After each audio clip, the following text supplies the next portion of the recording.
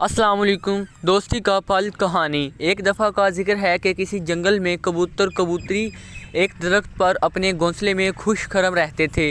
جب کبوتری نے انڈے دیے تو اسے خوف ہوا کہ کوئی جانور انڈے نہ لے جائے۔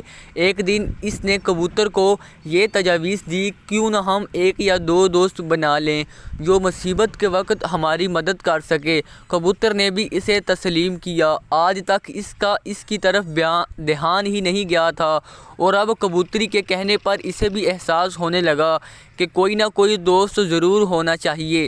وہ دل ہی دل میں اپنے قریبی علاقوں کے بارے میں سوچنے لگا کہ وہاں کون رہتا ہے۔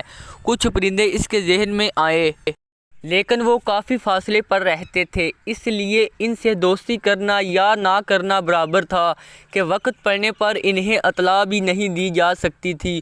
سوچتے سوچتے کبوتر کو خیال آیا، جہاں وہ رہتے تھے اس سے آگے ذرے ایک دوسرے درخت پر گدھوں کا جوڑا رہتا تھا۔ چنانچہ وہ گدھوں کے جوڑے کے پاس گیا اور ان کی طرف دوستی کا ہاتھ بڑھایا۔ گدھوں نے ان کی تجویز کو قبول کیا اور دوست بن گئے۔ گدھوں نے مشورہ دیا کہ قریب ہی درخت کے کھوہ میں رہنے والے سانپ کو بھی دوست بنا لیں۔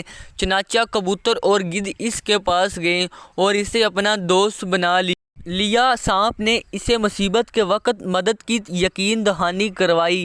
چنانچہ کبوتر، گدھ اور سانپ کی دوستی ہو گئی۔ کچھ دنوں بعد جنگل کہیں ایک شکاری آ نکلا۔ وہ صبح سے مارا مارا پھر رہا تھا، مگر کوئی بھی شکار اس کے ہاتھ نہیں لگا تھا۔ وہ اس درخت کے نیچے آ کر کھڑا ہو گیا جس پر کبوتر اور کبوتری نے گھونسلہ بنا رکھا تھا۔ اس نے سوچا کہ خالی ہاتھ جانے سے بہتر ہے کہ گھونسلے سے بچے ہی نکال لوں۔ چاروں طرف تاریکی پھیل چکی تھی۔ اس نے روشنی کے لیے آگ سلگائی تاکہ گھونسلے تک پہنچ سکوں۔ دیکھتے ہی دیکھتے منظر دیکھ کر کبوتروں کا جوڑا دریا سے پروں اور چونچ میں پانی بھر لایا۔ شکاری کی جلائی ہوئی آگ کو پانی پر ڈال دیا۔ اس پر شکاری کافی غصے میں آ گیا اور دوبارہ آگ جلائی۔ اس بار اس نے بڑی بڑی لکڑیاں جلائی۔ کبوتر گدھوں کے جوڑے کو لے آیا۔ انہوں نے یہ منظر دیکھا کہ آگ پوری طرح جل رہی ہے اور اس کی روشنی میں شکاری درخت پر چڑھ رہا تھا۔ کبوتر، کبوتری اور گدھ جلدی جلدی دریا پر گئے اور اپنے اپنے پروں میں بہت زیادہ پانی بھر لائے اور آگ پر چھڑکنا شروع کر دیا۔ دیکھتے ہی دیکھتے چند لمحوں میں آگ بجھ گئی۔ شکاری یہ دیکھ کر بہت طیش میں آ گیا اور رات کی اس تاریکی میں گھونسلہ ملنا مشکل ہو گیا۔ رات کافی ہو چکی تھی اور تھکاوٹ سے اس کا جسم چور چور ہو چکا تھا۔ وہ درخت کے نیچے میٹھی نیند سو گیا۔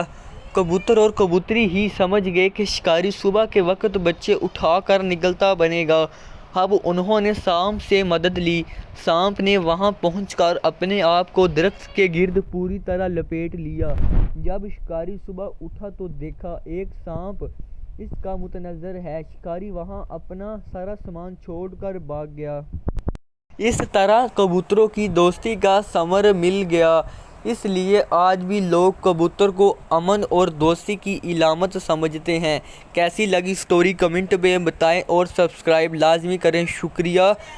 کنسیپٹ بیس لرننگ CBL چینل کو سبسکرائب کریں۔